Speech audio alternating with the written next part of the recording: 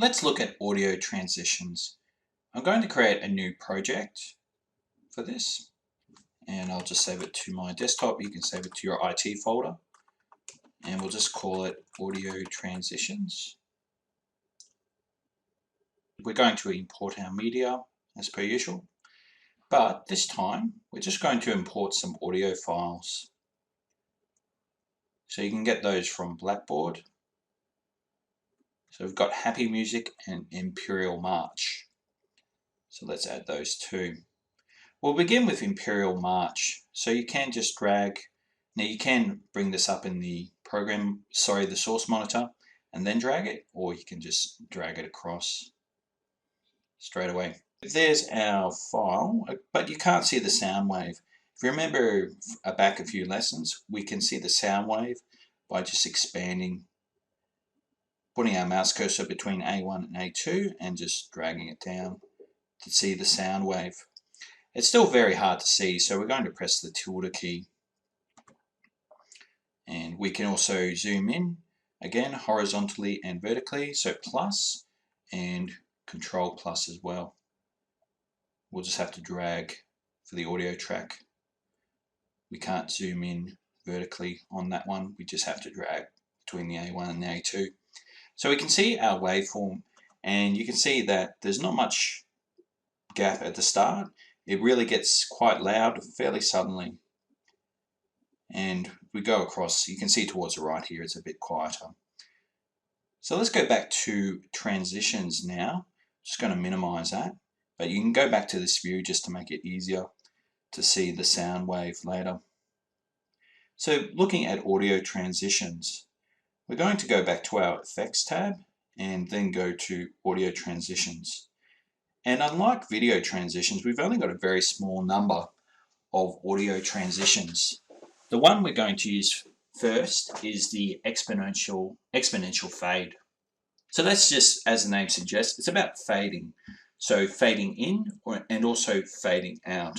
So if we drag that exponential fade onto our audio clip, it's just got a default length there. We can expand it, and we will, just because we want to fade it in slowly. So we'll increase the size of the transition. That's probably too far for a normal transition, but it'll suit us now. So let's go back to our full screen view, and you can see it a little bit better there. And let's just play it. You should hear a fading in effect. Remember, with our waveform, it started off fairly loud to begin with. There was no fading in, but now we should hear a fading in effect.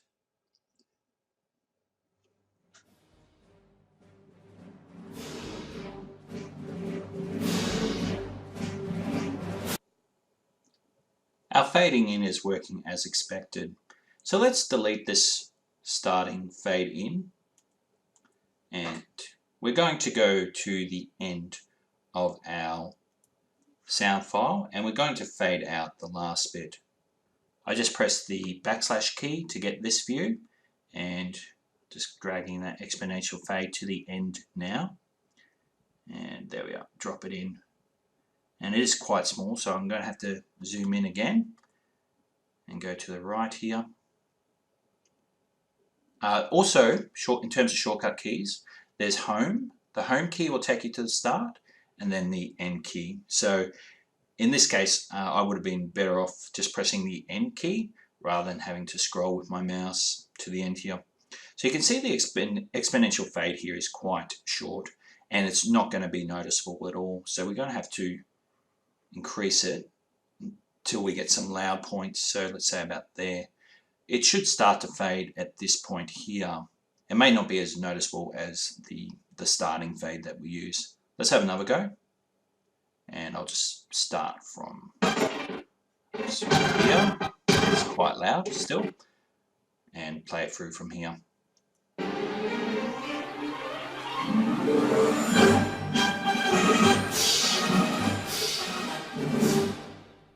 Okay, so there is a fade, but it's not as noticeable as in the beginning. Okay, so the other two transitions we've got here, we've got constant gain and constant power. So constant power is like having a fade on the end of the first clip and having another clip with a fade in. So sorry, going over that again, you fade out the first clip and then you fade in the second clip. So let's have a look at that. We've got our happy music here. So I'll drag that in and let's have a look at our effects again. Exponential fade. So what is constant power? It's like this. It's like fading out the first clip and fading in the second clip. Now let's try and use that transition. So let's grab constant power and try and drop it in the middle. Okay, you see what's happening here? We can only drop it on one side. Okay, it's only dropped it on one side. It hasn't dropped it on both. So I'm not actually getting a proper fading out of this one and a fading in of that one. So why is this happening? Well, it has to do with what they call handles in Premiere Pro. So what is a handle? Well, a handle is basically extra frames in your clips that allow you to put in transitions. So particularly in the case of audio, you need to create some handles to get that to work. So what I'm going to do is I'm going to ripple edit this second clip, the audio clip, and I'm going to bring it up to where we start to get loud here.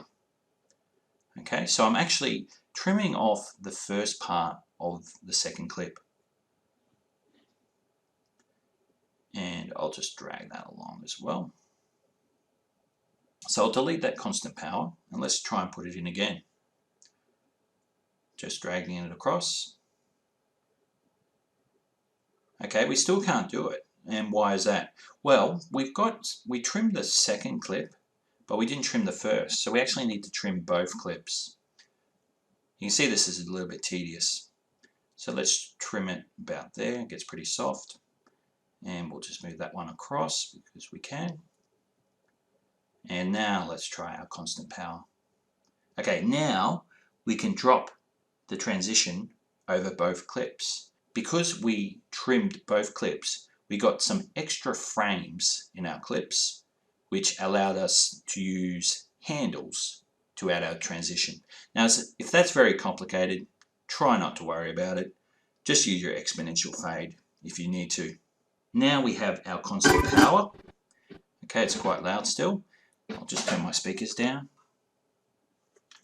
So we're fading out the first clip and we're fading in the second clip.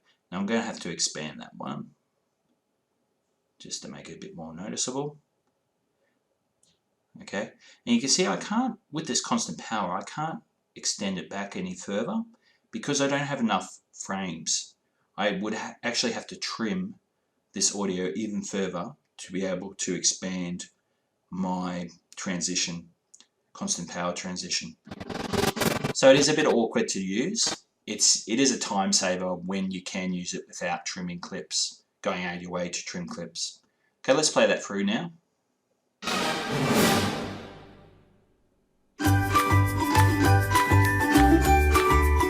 Okay, so there wasn't much of a fade out, fade in effect there.